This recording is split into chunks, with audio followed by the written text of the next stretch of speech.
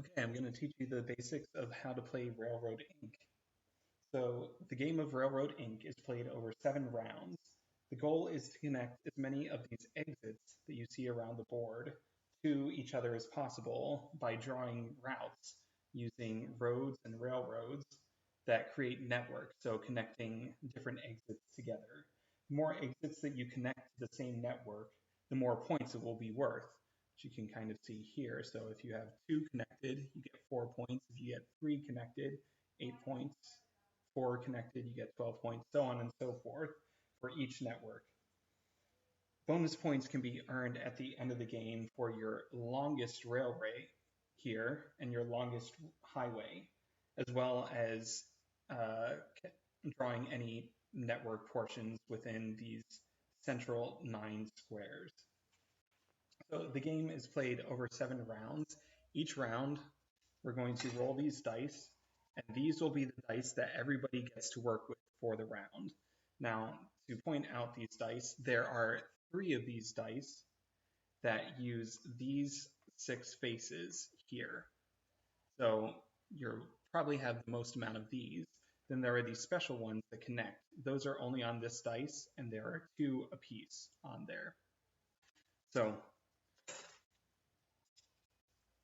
at the beginning of the first round, we will roll these dice. You can see there's a mixture of highways and railroads. So railroads can only connect to existing railroads, and highways can only connect to existing highways. This special die allows you to connect uh, connect a road to a railroad in a junction here. So that's how you can connect an exit that's a railroad to something like this highway here. So once these are rolled, we will show these dice for everyone, and everyone will get to use them. So I may decide that I just want some quick, simple points and draw the straight one here from this railroad. And then I can use this die to come in like this, make a junction, and then have a road going off that way. And then I can use this straight road. You know what? I'm actually going to use this T junction here to go off there and have the highway come this way. That way, if I get another one of these, I can connect it there. Now, something to note is that even though this shows the railroad coming off to the right side and the highway to the top, you can, in another round, switch those. So the orientation is not exact. Each time you're allowed to rotate things however it would be most beneficial. But I don't have another one of these for the first round. I'm also just going to mark these down.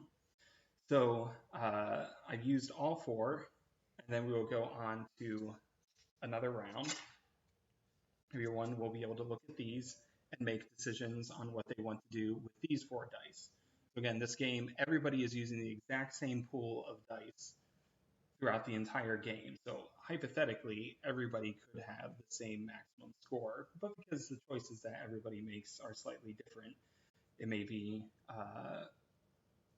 that your board looks very different from somebody else's. So I'm going to use this one, and again, kind of turn it so it's there. So now I have a network of 1, 2, 3 that will get me 8 points at the end of the game, but there are no more exits coming off of it. At any point during the game, there are these 6 special connectors up here. You're allowed to use 3 of them throughout the entirety of the game, but you can only use 1 per round. So I've already used this one. I'll put a little 2 here to remind me that I did that. But I may come in here and do the T-junction railroad here and do this here. And I may decide that I really want to make sure that I can connect these right now. So I may do something like use this one. Once you use one of them, you can't use that exact same pattern again. So I'll come in here and draw that. Now these are connected, but I can only use one of these per round, and I can only use 3 of them over the course of the game, over the 7 rounds. So if you're wanting to use them and you haven't used any by the 5th round, that would be the time to definitely start using them. So you continue on and try to connect as many of these together. Now when you're placing things, You can never have a portion where a railroad connects up to a road. That's a invalid um, an invalid placement there. You also, so that wouldn't be possible, nor could you put a road here. You also cannot just place things in the middle anywhere. They have to be connected either to an existing exit or existing portion of road. And I'm just making up some of the things. These aren't necessarily the dice right here.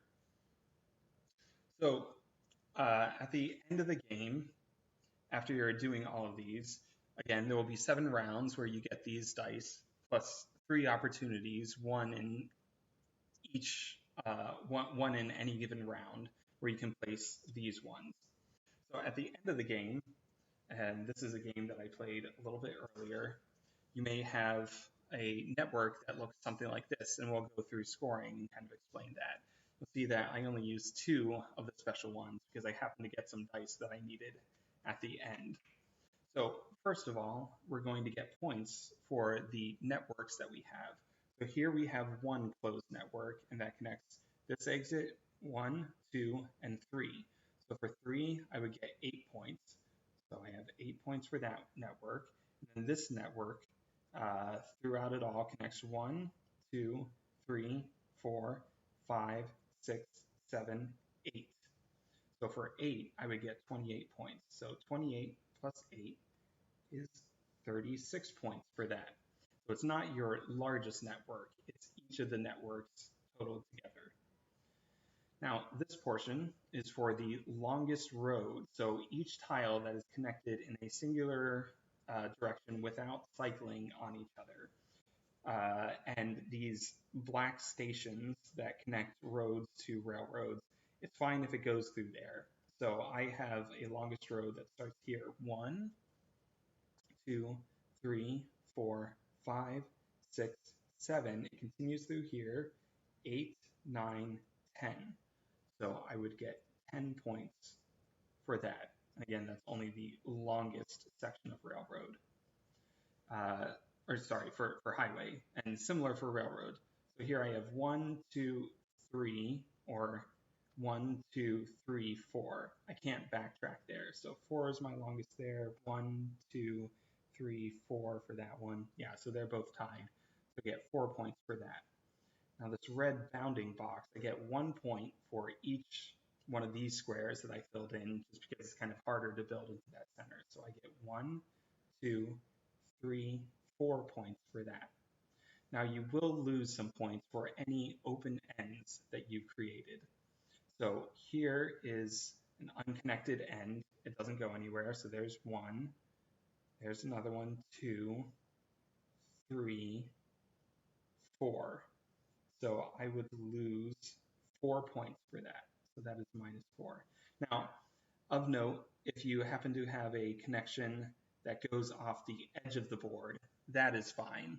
That would not count as one of the negative ones here. That's fine as it goes off because it assumes that it connects to something else.